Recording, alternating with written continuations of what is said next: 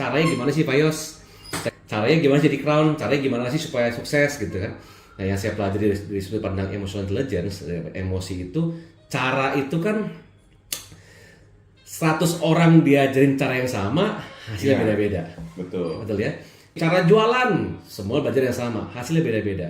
Cara presentasi, caranya sama, hasil beda-beda. Karena yang kita lihat apa sih yang bedakan? Ternyata emosi ya kan? Benar. Ada tegangnya, ada takutnya, ada cemasnya, ada khawatirnya, ada yang berani, ada yang yakin dan sebagainya. Nah, akhirnya yang saya perlu tahu adalah dari sudut pandang emosi sebenarnya. Nah, kalau kita ngomong itu adalah bukan cara tapi psikologinya. Nah, ini yang saya mau nanya Pak Yos nih. Pak Yos kan terkenal dulu kan high profile nih Pak Yos. Ya. Sangat high profile, CEO di perusahaan Italia ya. Perusahaan bahan bangunan import Wah, dari Itali, Spanyol gitu. Nah, itu dia, Kita kan? agennya Indonesia. Kalau itu tahun berapa tuh? Tahun berapa tuh? Tahun waktu saya pegang CEO itu tahun 2000. Kita cuma punya 4 cabang lah ya. 4 cabang waktu itu, Bandung, Jakarta, Semarang, Surabaya. Wow. Ya. Kalau boleh tahu nih, kalau spill dikit nih Pak. Kira-kira gajinya kurang lebih berapa tuh? Udah puluhan juta ya? Ya waktu itu. Iya, jadi saya buka cek sendiri. Wah, Jadi seru buat nih. gaji sendiri itu ya buka cek sendiri. Oh gitu? Ya, jadi saya buka cek sendiri dan nilainya itu yang penting owner bilang kamu punya gaji jangan lebih gede dari gaji saya. Oh gitu. Jadi saya buka gajinya 2, satu buat saya, satu Itu buat owner. owner. Gaji owner berapa tuh itu? Sama saya. Wah, menarik. Tapi gaji ya, Gaji. belum profitnya dia dong. Oh iya. Iya kan, nah kan owner kan punya saham, punya modal. Kan? Yuk, itu Pak Yos tidak ya? Tidak. Saya dapat dikasih 2,5%. Oke. Saham kosong. Itu- Sorry, 25%. Saham kosong 25%, bukan 2,5, 25%. Berarti setiap tahun juga dapat saham lagi gitu ya? Dapat royalti, jadi istilahnya bagi hasil. Wow. Nah, jadi saya menentukan gaji, tapi juga dapat tambahan. Ya. Dari Jadi segi- seolah-olah saya memiliki perusahaan itu. Ya, kalau perusahaan untung kan saya kebagian 25%. Betul, 1/4 tuh lumayan loh. Dari segi fasilitas Pak, mobil, rumah atau? Nah, mobil, supir semua lengkap. Rumah enggak? Rumah enggak ya? Rumah enggak. Ini mobil oke ya? Rumah saya dapat dari hasil bonus saya, ya saya belikan rumah. Dari saham tadi itu kali ya? Ya, gitu. Nah, tanya lagi nih.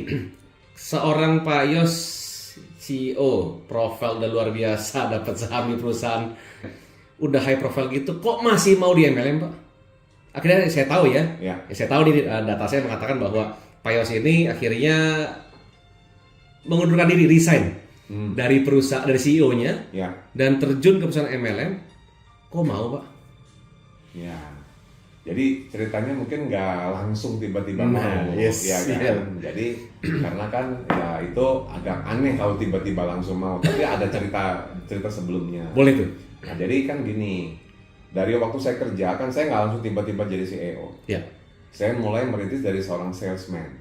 Oh, berapa tahun tuh Pak? Salesman setahun, terus naik jadi manajer. Oke. Nah, diangkat oleh atasan. Jadi ya jadi salesman itu di tahun 90-an. Oke. Nah, kan saya kerja total 11 tahun. Sampai saya resign itu 11 tahun. Di tahun pertama saya salesman ke project-project, ke proyek-proyek tuh, masalin keramik. Waktu itu masih keramik lokal. Terus kemudian kita mulai masuk ke keramik import itu atas usul saya. Makanya saya dapat saham tuh adalah karena yang Ide lah ya. ide awal gitu. Jadi bos kasih satu goodwill lah gitu. Memang kamu nggak naruh uang sebagai saham, tapi punya satu ide dan kita waktu itu yang menyetuskan bahwa yuk sampai cari partner untuk kita bisa bangun bisnis yang bisa lebih profilnya lebih tinggi daripada hanya sekedar jual keramik lokal biasa gitu saingan sama toko-toko lain. Jadi kita waktu itu nggak punya saingan. Saingan kita Jakarta aja. Gitu ya. Saingan kita Jakarta. Jadi kita waktu itu hanya bersaing dengan Jakarta dan di Bandung hampir nggak ada saingan. Oke. Mulai kita buka baru ada buka toko-toko yang lain gitu. Jadi ya kita awali jadi akhirnya yang kasih nama juga saya perusahaan, ya kan? Nah, makanya ikut mendirikan perusahaan. Iya. Jadi artinya ya kita ikutlah waktu itu karena sama-sama owner waktu itu bareng. Nah akhirnya jadi dari awal waktu saya bekerja dari seorang salesman sampai ke jadi seorang CEO itu 11 tahun. Dalam waktu masa itu juga saya sudah pengen jadi bukan hanya karyawan, saya pengen jadi bos. Saya waktu kerja jadi manajer, waktu saya jadi GM, saya juga pengen jadi bos. Tapi saya takut, Karena lihat perusahaan itu juga resikonya begitu besar. Setuju. Modal mesti gede, Iya. resiko gede. Emang untung oke lah ya, Iya. untung ya pasti namanya modal besar, hasilnya hasil juga besar. Tapi betul. lo resiko besar. Pastinya, iya. Nah itu yang saya juga kalau mau jadi terjun jadi pengusaha tuh, ini yang jadi beban saya. Udahlah, saya terusin aja jadi profesional aja. Saya Iya. terima gaji, saya terima yang sudah sesuai dengan apa yang saya tiap bulan dapat hasil dong, Iya. jaminan dong. Iya. Udah itu aja. Tapi akhirnya, nah setelah singkat kata sampai di waktu itu tahun 98 saya mulai jabat sebagai CEO. Sampai tahun 2000. 98 saya masih marketing director. 2000 saya mulai. 2000 CEO, Oke. sampai 2002 saya resign. Jadi 2 tahun. Dari CEO. Ya, jadi nah di saat-saat itu saya sudah mulai mengenal sebuah bisnis. Oke. Ya, dari istri saya. Bisnis ya. Oke. Bisnis banyak yang lain, cuma yang saya perhatikan satu bisnis, tapi saya belum tertarik untuk terjun, baru cuma melihat aja. Oh ini saya cobain produknya. Oke. Ya, Menarik. keke kan. Iya, iya. Nah, jadi Bu Cuping, istri saya masuk bergabung dan saya cobain produknya waktu itu. Produk perawatan kulit waktu itu juga. Bukan gitu produk ya. hiasan, waktu itu masih baru perawatan kulit, setrika wajah, ya disetrikain lah wajahnya segala rupa, pakai krimnya segala macam. Oke, gitu. Jadi yang saya lihat sih perubahan di istri saya, jadi beliau kulitnya lebih bagus ya kan. Terus yang dia jalanin bisnis selama 4 tahun jalanin bisnis itu, perubahan dirinya ya, pengembangan dirinya bagus, kemudian ya income-nya juga bagus ya kan. Nah jadi akhirnya waktu itu saya mulai melihat, oh ada sebuah bisnis seperti ini. Nah, akhirnya pada waktu tahun 2000-an itu atau 2 tahun itu 2000 ke 2002 itu proses tuh. Saya mulai ada gambaran. Jadi yang membuat saya berpikir kenapa saya mau banting setir jadi pengusaha, Iya. itu tuh di tahun-tahun itu. Sebelumnya tuh punya niat, cuman saya nggak berani. Kenapa? Karena resiko tadi. Tapi bukannya udah CEO itu kan juga dapat saham tadi ya, 25%. Itu bukan juga sama dengan pengusaha, Pak? Betul.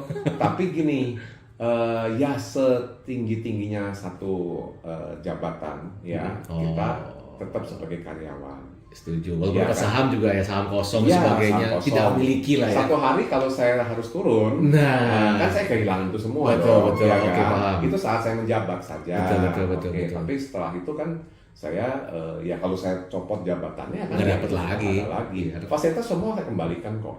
Ya kan? Mobil supir semua balikin Semua semua. kembalikan Oke, dong. iyalah ya, bisa itu gitu aja. ya memang kan sesuai ketentuan lah ya. Betul. Ya jadi intinya saya waktu itu ada 2 hal sebenarnya yang membuat saya mulai berpikir ya, yang menjadi kerangka pemikiran. Pertama, saya ada baca satu quotes yang bahwa dari Om Bob Sadino. Oke. Tahu ya? Tahu. Kemcik itu, Iya, Kemcik, almarhum iya. Bob Sadino. Jadi beliau itu ada satu quotes yang menarik bahwa setinggi-tingginya pangkat seseorang di sebuah perusahaan tetap sebagai karyawan, pegawai. Lu setinggi-tingginya apa? Saya bilang saya presiden direktur, tetap aja saya karyawan. Tapi memang iya, saya harus ikut ketentuan yang saya buat, Iya sih. ketentuan yang kami buat ya kan, saya dan owner buat dan semua disepakati dan saya harus ikut itu. Ya kan ada batasannya semua kan, ya ada ketentuannya semua. Tapi sekecil-kecilnya sebuah perusahaan ya, kalau kita itu tetap sebagai pemiliknya. Iya. Nah itu kata Om Bob. Jadi Om Bob bilang, lu setinggi-tinggi pangkat kamu adalah kamu tetap pegawai. Karyawan. Tapi kalau kamu punya perusahaan sekecil apapun, kamu adalah bosnya, pemiliknya. Oke. Itu satu poin. Saya berpikir saya mau jadi bos, tapi ya perusahaan kecil tapi jadi bos. Oke lagi, itu satu Oke. hal. Deh. Ada lagi yang membuat saya pikir tuh ya sebuah buku yang namanya Business School. Oke. Robert Kiyosaki. Dari Robert Kiyosaki. Yes. Ya kan, waktu itu saya ingat waktu itu tahun 2001 saya baca buku itu. Saya baca buku itu berkali-kali. Jadi bukunya paling tipis. Soalnya saya paling senang buku saya nggak senang baca buku tebal-tebal. Iya, itu tipis tuh ya. Itu paling tipis tuh buku Business School. Ya, daripada buku-buku yang lainnya. Jadi saya malas baca buku yang banyak tebal-tebal. Jadi paling pilih yang paling sedikit, yang paling tipis. Tapi itu yang banyak merubah pemikiran saya. Nah, jadi di buku Business School itu saya ambil 3 hal. Ya, yang pertama, waktu itu tahun-tahun 2000-an itu orang-orang di Amerika mereka sudah berpikir untuk freedom. Iya. Ya kan? Iya, betul. Bagaimana mereka mau freedom. Nah, freedom itu bebas waktu. Nggak usah ribet-ribet ikut ketentuan gini gitu dalam suatu perusahaan kan. Iya. Itu memang saya yang buat sendiri.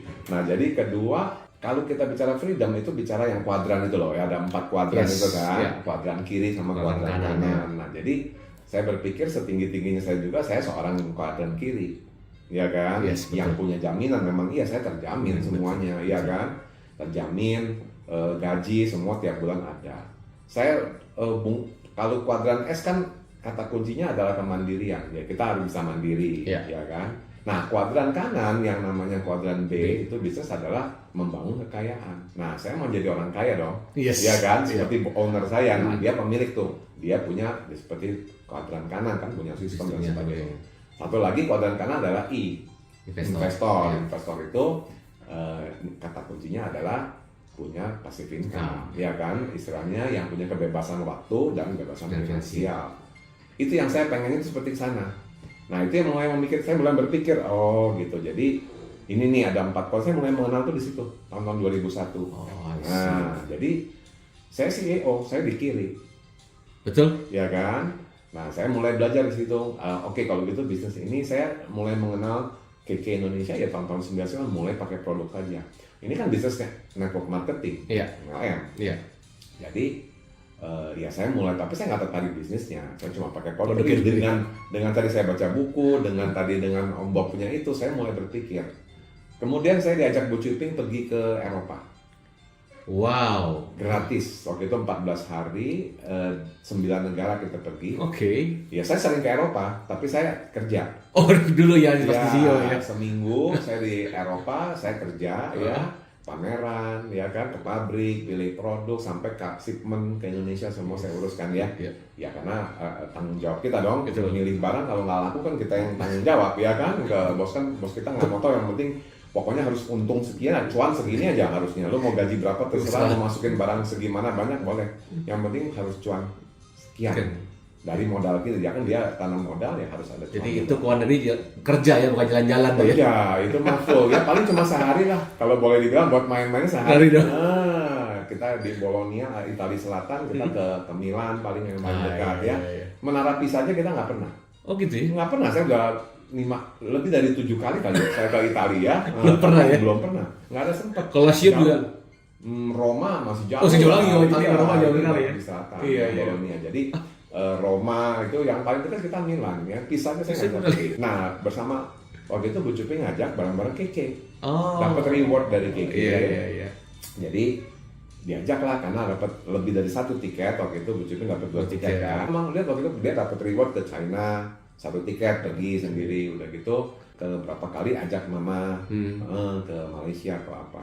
Saya waktu itu hanya nganter ke airport. Yes. Nah kali ini diajak pergi Eropa, saya hanya gratis, benar-benar gratis dapat. Kok saya bilang 4 tahun bisnis ya udah bisa dapat ke Eropa, ya kan? Oke. 2 tiket lagi. Yes. Saya kerja sekian belas tahun ya, pergi baru ke Singapura, yang benar-benar gratis ya. Yang lain saya bayar uang sendiri. Kalau saya travel sama keluarga bayar sendiri. Nah akhirnya saya ikutlah cuti. Nah, saya ambil cuti. Waktu itu 14 hari, cuti habis. Iya benar. Cuma 12 hari kan? Iya betul. 2 hari saya potong gaji. Wow. Ya kan emang ketentuan, kayak yang bikin ya saya harus ya saya harus ikutin. 2 hari potong gaji, 12 cuti. Jadi ya ikut, dan di situ saya ketemu anak-anak muda. Oh. Waktu itu ya, anak-anak muda banyaklah yang leader-leader KK. Di bawah saya usianya, hidupnya udah santai, luar biasa, freedom, happy, banyak uang. Usia berapa tuh mereka? Waktu itu saya kan di 2000 itu saya 37 apa mungkin sekitar 20-an. Oh, oke.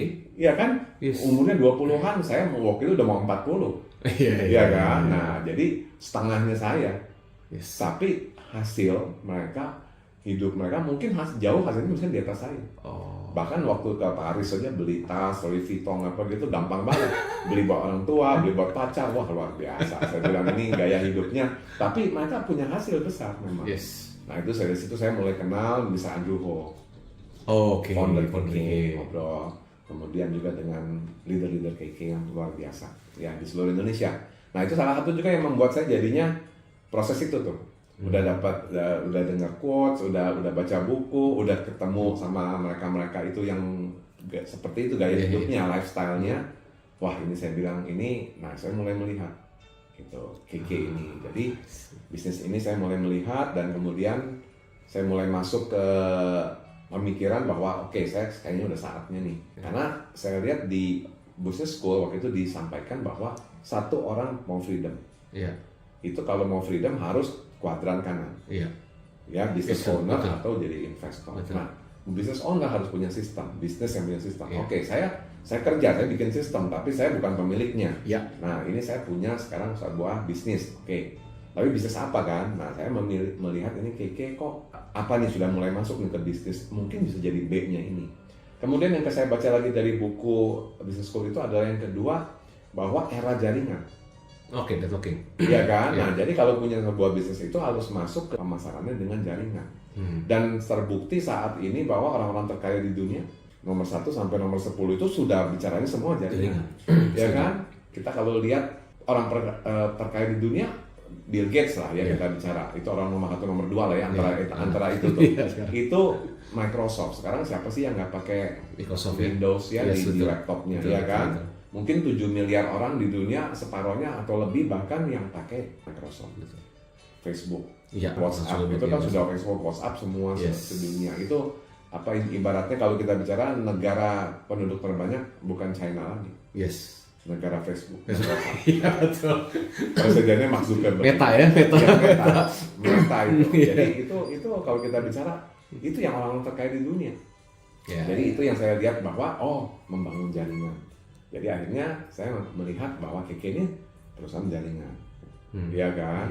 Perusahaan produknya juga saya udah pakai, bagus. Istri saya sudah terlihat terbukti dari orang introvert bisa jadi yang bisa lebih Jual, ya? bisa ketemu orang lebih berani, Bisa motivasi orang. bisa motivasi orang, bisa mimpin orang. Exactly. Saya bilang saya bilang ini pengembangan dirinya yang berbeda. Dari dulu berubah 180 derajat. Ya kan, dulu hanya ngurusin anak di rumah, ya kan? Ibu rumah tangga lah. Ibu rumah tangga lah, pekerjaan-kerjaan rumah tangga. Ada pernah dagang kecil-kecilan, akhirnya juga uangnya nggak tahu kemana, ya kan? Barangnya ada, banyak uangnya nggak ada, ya. Karena hobi, gitu ya. Beli Hello Kitty gitu ya, aksesoris. Mau ada berapa, 15 juta atau apa, ya udah berhenti, udahan. Habis itu nggak ada untungnya, cuma ada barangnya doang, beliin buat hobi, jadi di koleksi beberapa lemari itu. Jadi akhirnya nggak apa-apa lah, itu kan pengalaman. Jadi istri saya pengalaman kayak gitu, tapi dia Berubah ikut aja. KK, ya ikut bisnis ini kok bisa berubah. Yang tadinya hanya jualan gitu biasa, tapi kok bisa punya tim. Yes. Nah, ya kan, meskipun ibu-ibu, teman timnya ibu-ibu yang apa-apa, tapi bisa punya tim, memimpin dan punya hasil yang luar biasa, yang bisa melebihi hasil saya.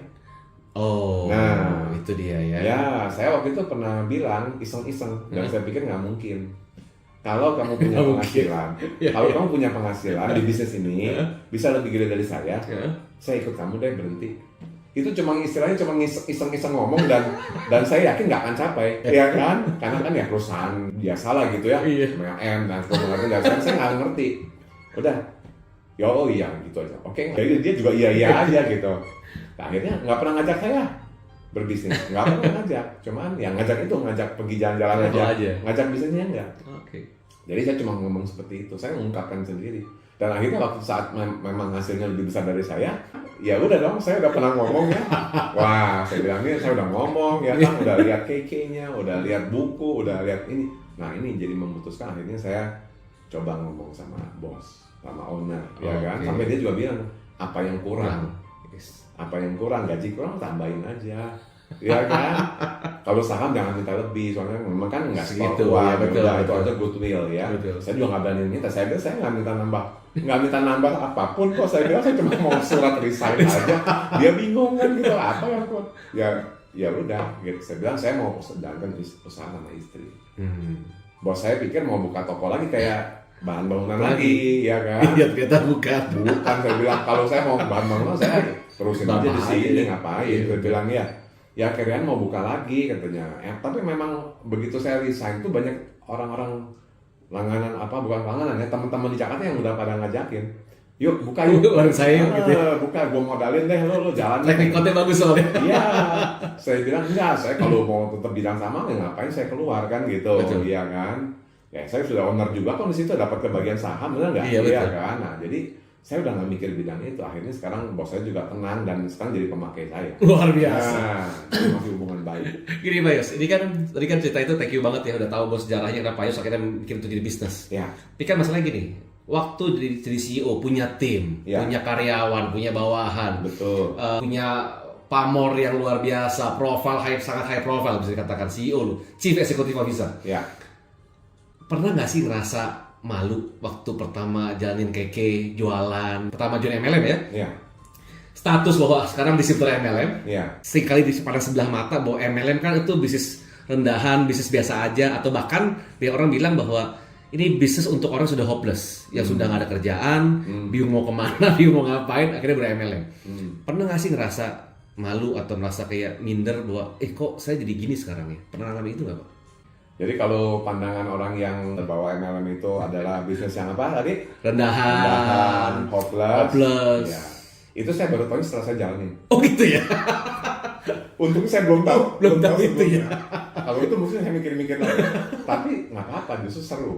Saya tahunya setelah saya jalan. Oke. Setelah saya terjun, Ya. baru tuh. Berapa lama tuh setelah? Iya, setelah berjalan beberapa bulan aja. Oh baru tahu tuh ya? Udah tahu tuh, mulai kok gini ya, pandangan-pandangan orang. Iya. Tapi saya ini oke ya, karena ini udah saya pilih kok. Ah, Iya kan, ini pilihan is my choice ya. Itu kan pandangan mereka, bukan pandangan saya. yes. Iya kan, Betul. jadi saya taunya setelah saya terjun, pandangan mereka seperti itu. Oh gitu, ya kan. Oke. Tapi that's not my point. Itu bukan pandangan saya. Oke. Yang penting kan pandangan saya, bukan pandangan mereka. Yep. Gitu. Waktu pertama menjual produk-produk kecantikan, awal produk kecantikan ya? Iya, iya. Pak Yos seorang pria gitu ya? Saya demo. Nah, itu ada Demo nggak perasaan Oh, ego atau wah gitu, saya jadi begini ya? Ada nggak perasaan ego, malu atau apa? Pasti. Oh ada gitu ya? Pasti ya. Tapi kalau demo saya udah sering demo. Cuma bukan produk demo. Bukan demo. Kecantikan. Saya salesman dulu. Ah, sama keramik. Saya salesman, saya demo keramik, saya demo saniter, itu udah biasa. Saya meskipun saya CEO, saya nggak turun tangan, masih mendemokan ke klien-klien besar. Oke. Iya kan? Iya, Saya iya, tetap iya. demo yang produk shower 100 juta gitu ya. Ini tuh keren Pak, shower keramik keren. Ini kan Sekarang saya produk 25.000 gitu. Sama. kadang cuan nggak seberapa, tapi kerja lebih keras. Betul. Kok mau sih Pak? Nggak, Kalau demo saya memang sudah biasa. Oke. Cuma produknya aja, nilai produknya beda, Iya, ya iya, kan? iya. Satu unit 1 juta, ini satu 25.000 gitu Iya. kan. Tapi buat saya, it's okay. Kalau demo-demo udah biasa. Perasaan malu, oke, karena beda produknya, Yes. terus statusnya juga ya ini istilahnya waktu dulu saya punya satu jabatan Yes, lah, betul ya banget. kan. Pengaruhnya gimana? Kalau ini ya saya istilahnya seorang distributor lah ya. Yes. Mulai sebagai seorang distributor biasa. Iya. Dia juga nggak tahu apa itu peringkat atau nggak tahu. Yang penting lu nawarin sesuatu, ya mau beli atau tidak kan begitu. Ternyata kayak sales lah ya akhirnya ya. Ya, saya Iya. sales aja, kita memang direct selling. Betul. Kita kan ya menjual sesuatu, tapi Iya. kan kita menjual solusi, menjual benefit Iya. buat mereka. Saya pede aja. Tapi memang ya harus menguasai produknya. Oke. Nah, makanya saya belajar dulu produknya, kemudian saya ikut nggak langsung demo langsung, tapi belajar demo sama beautician. Oh iya. Saya ajak beautician, saya belajar dari beautician sama Bu Cuping, Iya. diajarkan juga ikut apa sama beautician yang dulu OT itu. Outstation. Outstation itu kan mereka saya ajak tuh beautician, saya bawa mobil, dia demoin, saya pelatihkan. Oh. Jadi saya belajar dari sana, terus saya bisa demo sendiri akhirnya Iya. kan. Jadi akhirnya ya proses itu saya lalui dan memang saya tahu bahwa akan seperti itu. Karena saya lihat sehari-hari dulu Bu Cuping juga begitu. Iya kan? Yes. Jadi saya sudah ada persiapan bahwa saya akan seperti itu juga. Nah, pernah nggak sih Pak kadang mau kontak orang, aduh ntar dia mikir gua apa ya? Atau lu, saya udah CEO masih ginian juga. Iya. Pernah ditanya gitu nggak sih? Udah sering. Kan sih, lu bisa lu jual Iya, ginian nih, jual betul. MLM kan CEO, ngapain lu ikut ginian? Iya. Dan Terus- saya memang ketemu sama orang-orang langganan saya. Nah itu dia tuh. Iya. Gimana tuh? Nggak salah lu katanya. Tapi ya saya bilang nggak masalah. Saya bilang ya oke lah. Saya bilang saya sekarang jual ini karena memang saya tahu ini produk bagus. Oke, Gitu. Dan intinya ini ada poinnya manfaat si manfaat buat orang Si lain. manfaat buat orang lain, Oke, gitu aja. that's the point. Itu sih pertanyaan itu udah umum. Ya kan? Ya ini sekarang saya mau jadi pengusaha, ya kan? Nah, saya punya meskipun usaha saya kecil, saya jualan yang gini, tapi saya punya pemilik loh. Oh iya iya keren. Oh, Malah, itunya. ya kan saya ingat dari Om Bob Sabino bilang sekecil apapun Poinnya. lu pemilik. Itu Ah, poinnya ya udah itu. saya bilang oke lah saya jadi pemilik bisnis saya jualan ini ya ini yang saya jual. Oke, Tapi kan ada manfaatnya betul. gitu. Nah itulah nilainya jauh. Dulu jauh satu unit sama satu itu beda banget. Yes. Gitu. Kalau pada saat itu kan untuk jualan nih Pak, kalau saat untuk rekrutmen lah, jadi Sponsor. sponsoring, Iya. itu kan ada orang yang nggak salah lu, saya ikut MLM, lu ngapain ngajak-ngajak gua, lu kan, aduh udah nggak usah lah, nggak mau lah, itu Iya. ada rasa gimana nggak Pak? Iya pastilah, itu kan ya kalau ngajak nggak mau, tapi waktu itu saya menanamkan, saya banyak ikut pelatihan-pelatihan kan, waktu itu diajarkan juga oleh Dato' Andrew Ho, oleh para trainer waktu itu, bahwa ya ditolak itu biasa, memang iya sih dulu juga waktu dulu saya juga jual keramik bahan bangunan juga nggak semua saya tawarkan orang mau kok. Iya kan, betul. Jadi ajak orang untuk jadi agen kita juga nggak semua juga mau. Nah ini menarik ya, berarti sama sebenarnya ya? Sama. Bisnis gitu ya, bisnis ya? Iya, dulu kan saya punya keramik itu kan saya juga cari agen, cari partner kan. Betul. Dia mau nggak jadi partner kita, pasarkan produk kita, yes, ya kan? Yes. Tapi kita sebagai supplier kan, jadi udah biasa. Ada yang saya ajak juga nggak mau, ya kan, kasih cuan loh, kasih untung loh, ya kan sekian persen loh dari kita langsung loh, agen Indonesia loh langsung. Enggak, saya sibuk nggak ada, udah banyak produknya, bisa aja. Untuk keramik itu ya? Iya. Dan paymentnya gimana, mau berapa bulan? Iya bisa gitu kan? Nego-nego ya kan, saya nggak bisa harus gini. Nah, akhirnya nggak cocok ya udah, dia it's okay. Nah itu lebih ruwet, justru saya pikir kalau cake lebih simple, ya kan? Produknya nggak ada utang piutang, ruwet itu, iya kan? Ada project nggak bayar, kita pabrik mana mau tahu, ya kan kita harus bayar ke pabrik. Itu resikonya sangat tinggi punya, ya makanya itu membuat saya juga nggak mau terjun ke sebagai pemiliknya itu seperti itu salah satunya, ya kan? Tapi saya juga kan nggak mau dong, bos saya juga mengalami kerugian, perusahaan saya mengalami kerugian. Karena saya kan ada saham juga di situ. Jadi saya berusaha memperkecil resiko, ya kan? Tapi tetap aja gede resiko.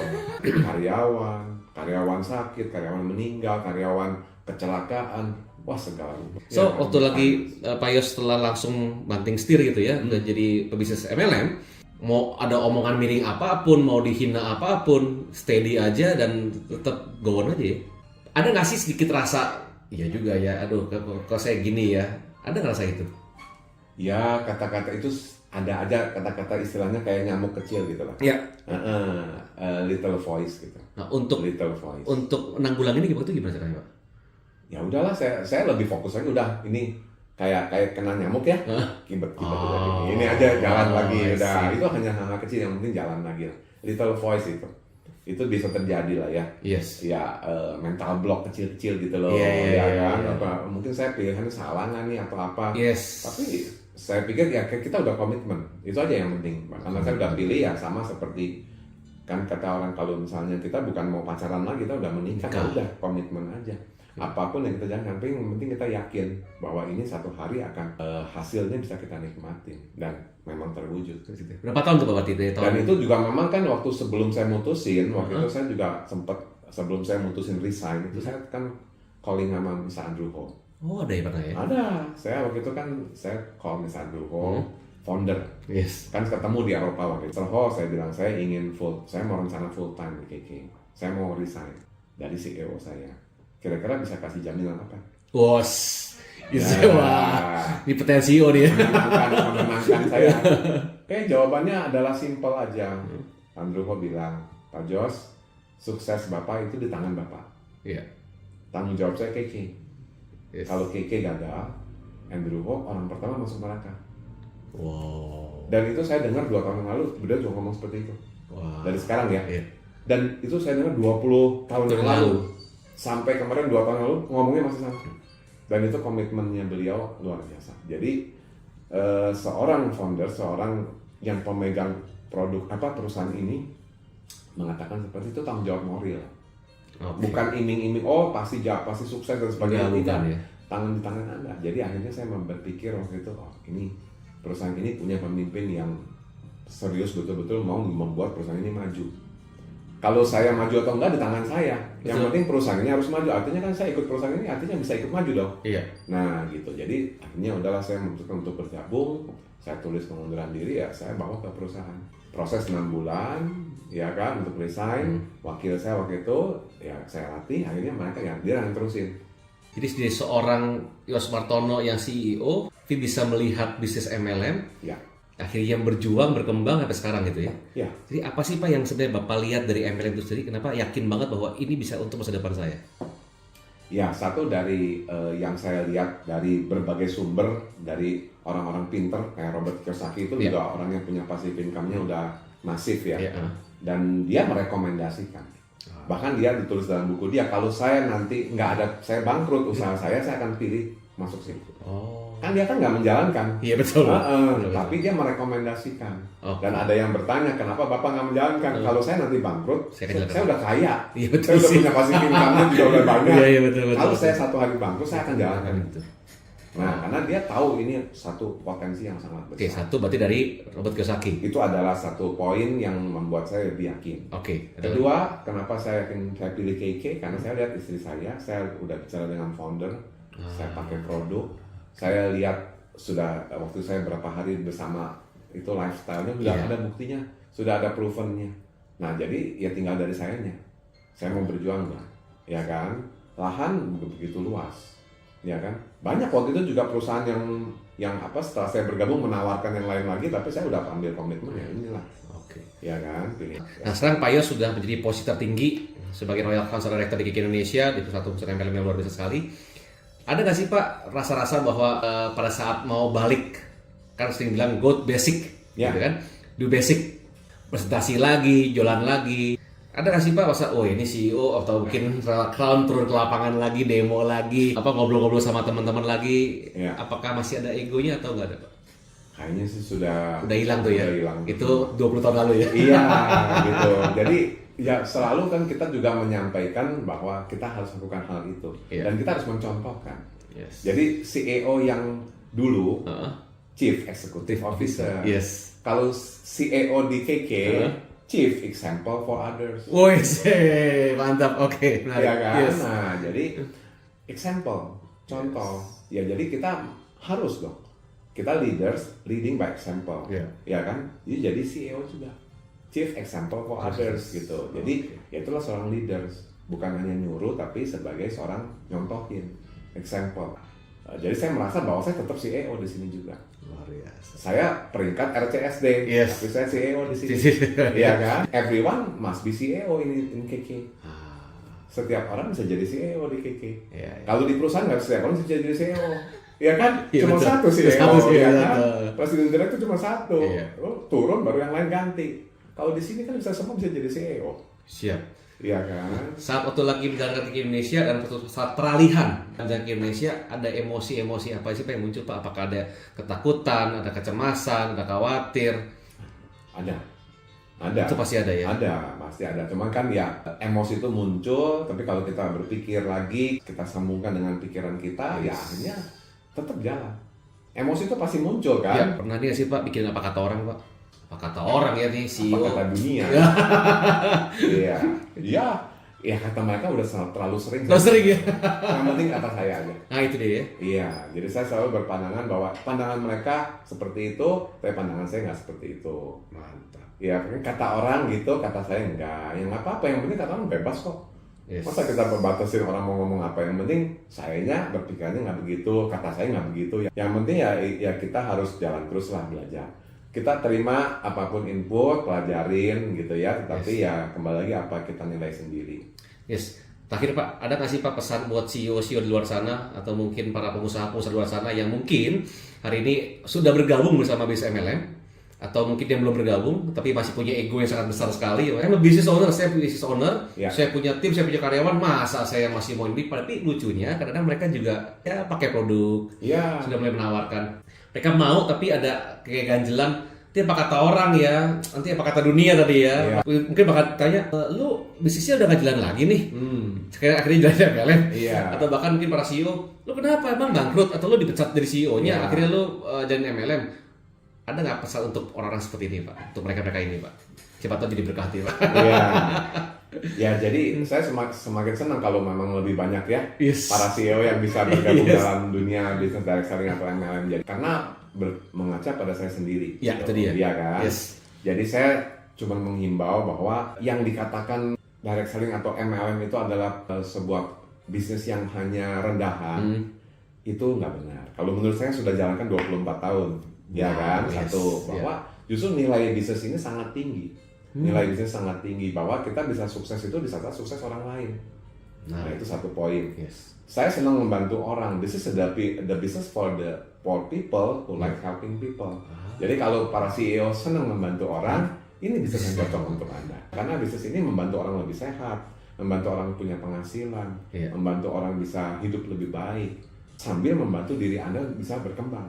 Jadi kalau para CEO, teman-teman kita yang memang punya keinginan seperti itu atau punya hobi seperti itu, bisnis yang sangat cocok untuk Anda semua. Luar biasa. Gitu aja. Kalau hasil kembali lagi kepada effortnya kita. Yang penting pilih perusahaan yang istilahnya bisa Anda nilai lah ya, punya track recordnya, pelajari dulu lah produknya, bagi hasilnya, ya kan, support sistemnya semua dipelajari, dilihat, ya kan, begitu banyak pilihan. Kalau saya sih memilihnya Bikin Indonesia, ya kan, karena saya memang sudah kenal dari sejak awal.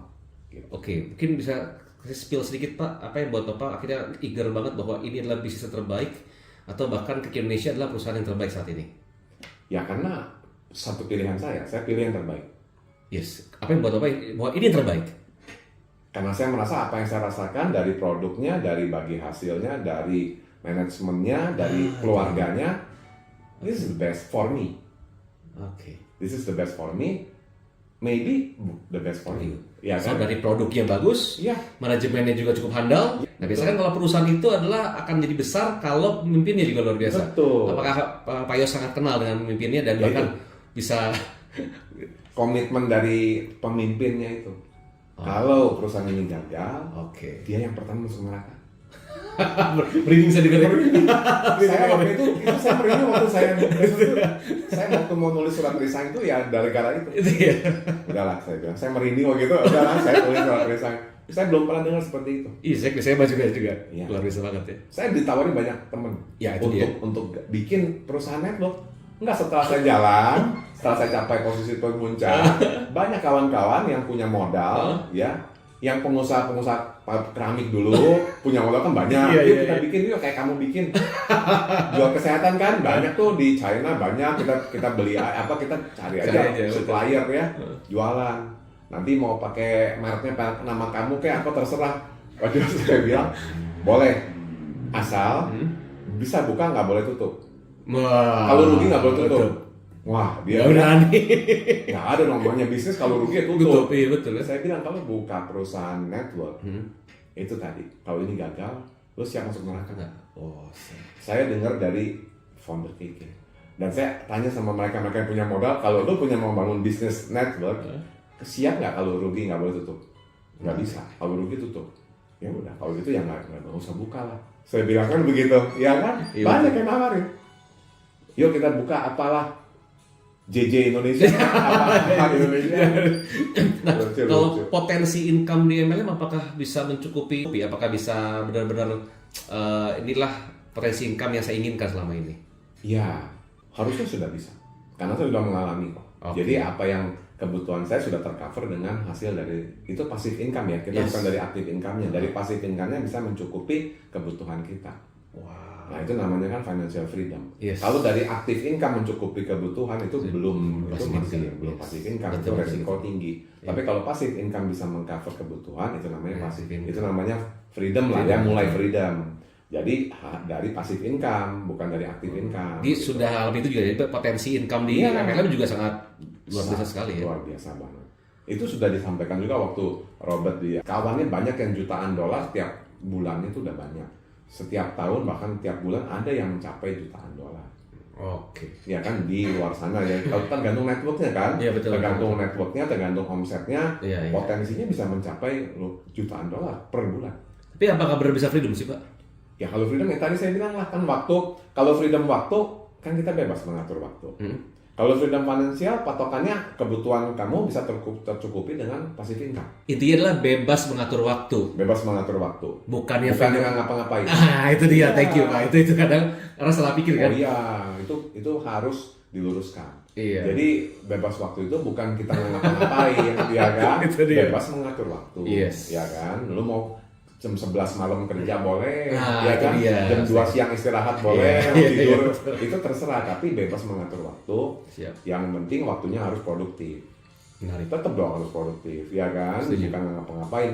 Saya pensiun, yang tadi saya bilang saya pensiun, saya usia 38 waktu itu kan mulai Wow. masuk ke dunia. Saya pensiun kerja Bisa maksudnya. kerja ya. Masuk mulai ke sebagai pengusaha.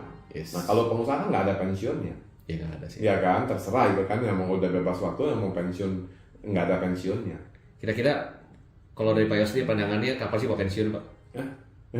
Enggak sih, kayaknya. Enggak sih. Saya selama masih bisa berkarya, saya mau terus jalan.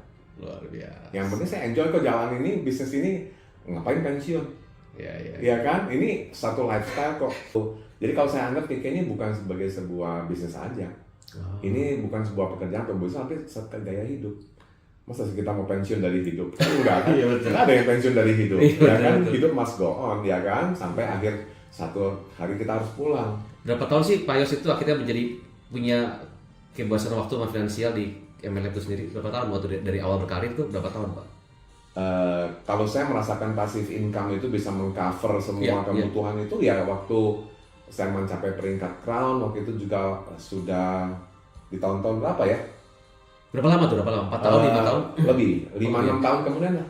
Oh ya, cepat dong. Di bawah 10 tahun. Iya, exactly. Di bawah 10 tahun bisa dapat itu oke dong? Iya. Jadi kita kerja 10 tahun itu untuk kita bisa menikmati 10 tahun. Oke. Ya memang begitu. Kawan saya ada seorang PNS, sebelum dia pensiun, namanya Pak Cecep, sebelum dia pensiun, 3 tahun sebelum pensiun mulai jalankan bisnis keke. Jalankan 8 tahun. 8 tahun dia full fight. Kemudian waktu itu dia sudah bisa menikmati passive income-nya, ya kan? Sampai hari ini. Dan waktu itu dia pernah ada sakit apa semua, dia mulai nggak aktif, tetap dia dapat passive income. Jadi sampai hari ini dia merasa juga, sampai hari ini dia merasa bilang malunya bukan apa, nggak ngapa-ngapain terima uang. Karena usianya udah mulai agak sepuh ya, jadi beliau itu banyak di rumah mungkin, nggak terlalu banyak aktivitas pun, tapi tetap masih dapat hasil yang luar biasa. Bisa menyekolahkan anak kedokteran, bisa umroh sekeluarga, iya, itu real. Dan itu juga ada di waktu LYC kemarin, kita juga undang beliau. Yang ada kemarin Bu Fuji. Bu Fuji itu istri kan dia. Itu anaknya kuliah dokteran? 2. Nggak murah loh? Dari semua. Iya, iya benar. Dari STK. Padahal dia udah pensiun. Pensiun itu kan cuma 4,5 juta. Iya, itu golongan 4 loh. Gila. Golongan paling tinggi loh. Iya betul. 4,5 juta. Saya udah lihat ketentuannya. 1,5 sampai 4,5 juta.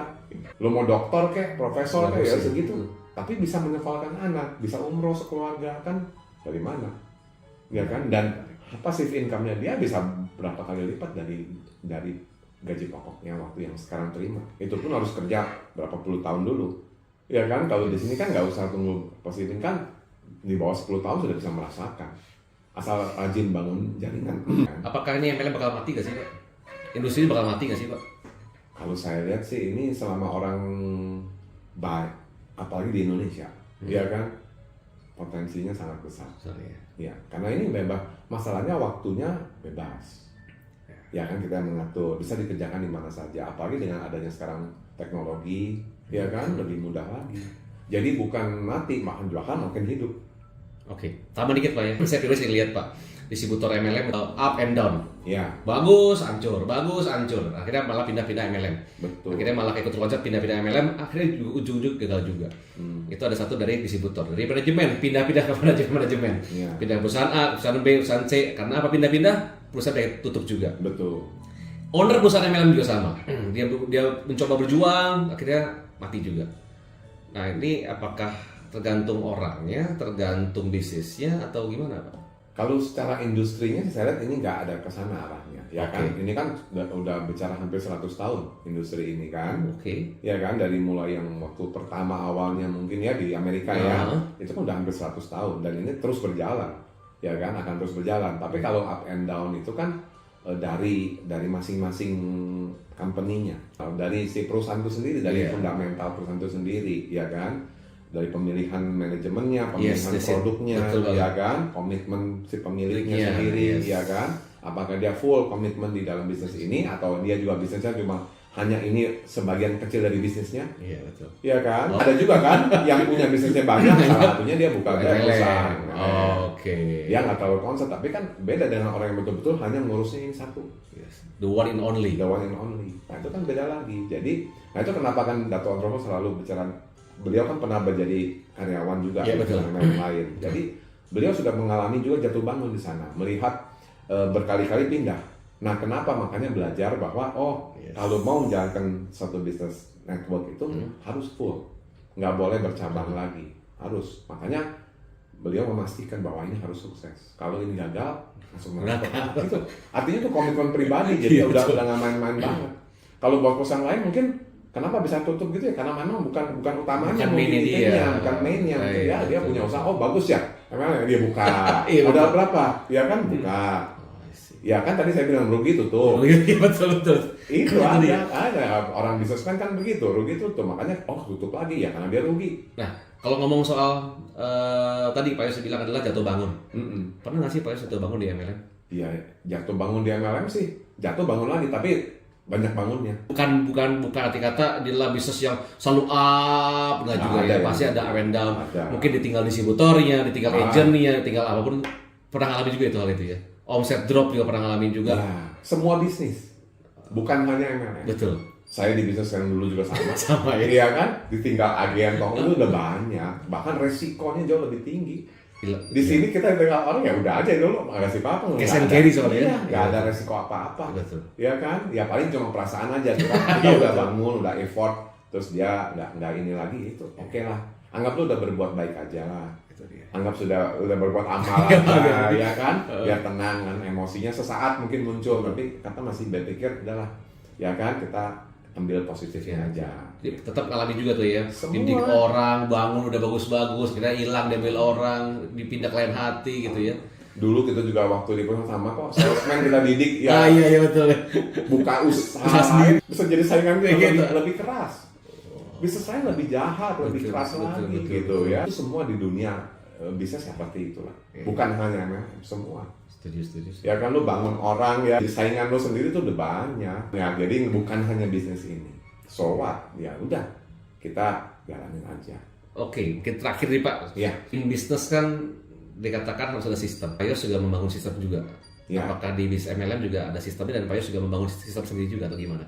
Enggak juga sih, saya ikut sistem yang sudah ada. Ya kan? Okay. Jadi enaknya di dalam sebuah perusahaan network itu kan kalau ownernya berpengalaman, ya kan, sudah bisa istilahnya membuat satu sistem yang baku dulu, yang basic.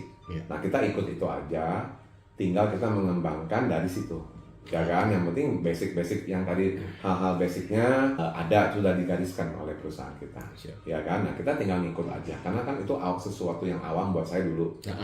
Sistem dulu sama sistem sekarang ini beda nih, karena ini people business. Betul. Kalau dulu itu kita good things ya, ada barangnya itu biasa, tapi ini orang yang kita kelola. Ada produk, tapi ini lebih banyak move-nya kan orangnya. Orang itu yang akan menggerakkan produk, tapi secara sistem kita ikut yang sudah ada dari perusahaan, ya kan sudah digariskan, tinggal kita kembangin dari situ aja. Pokoknya yang penting kita harus selaras lah. Nah itu dia ya. Yang penting harus selaras dengan perusahaan. Nah, kalau kita mau hasilnya bagus ya berkualitas, harus yang kerja 6As itu. Apa tuh Mas? Yang selalu saya jadi pedoman kerja untuk tim saya. Yes. Pertama ya harus kerja cerdas. Oh cerdas, oke. Kan as ujungnya. As ya, kerja cerdas. Kerja cerdas. Ya harus pakai yang otak kita yang berpikir itu, ya kan. Nah, jangan hanya otak emosi. Cerdas. Kerja keras lah. Harus sudah kalau sudah komitmen itu ya harus fight lah, keras ya. Jangan malas, ya kan. Ketiga, ikhlas. Jadi lo kalau orang reject atau apa, ikhlas lah. Yang tadi ada dibangun orangnya nggak ada, ikhlaskan lah. Itu anggap amal aja, ya kan. Tuhan akan memberi penilaian. Amin. Kerja, kita harus kerja. Satu lagi ini kerja harus ada kualitasnya. Jangan asal-asalan. Oke, cerdas, ya kan? Kerja keras, ikhlas sama kualitas. Kerja berkualitas gitu. Lo presentasi harus ada kualitasnya. Oke. Ya kan? Ya.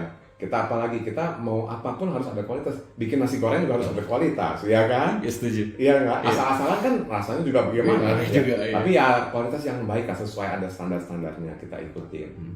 Kemudian harus selaras. Ya kelima harus selaras dengan siapa ya? Perusahaan, ya kan? Dengan tim, dengan mentor. Selaras lah. Jangan lu mentor arahin ke sini kamu ke kanan, dia kan nyemplung satu kali nanti. Jadi ini dikasih jalan yang bagus, ini mau nyari sendiri, nyasar. Jadi nah itu selaras. Terakhir tuntas. Selesaikan apa yang mulai. Yes. Ya kan, sudah mulai, jangan setengah-setengah. Lu mau jadi pemenang atau pecundang? Yes. Kalau pemenang pasti garis finish. Iya. Nggak perlu cepat, nggak usah masalah waktu. Yang penting lu sampai finish. Itu aja. Jadi nggak perlu harus cepet-cepetan. Lu setahun, 2 tahun, ya ada yang 10 tahun tapi finish. Tetap pemenang.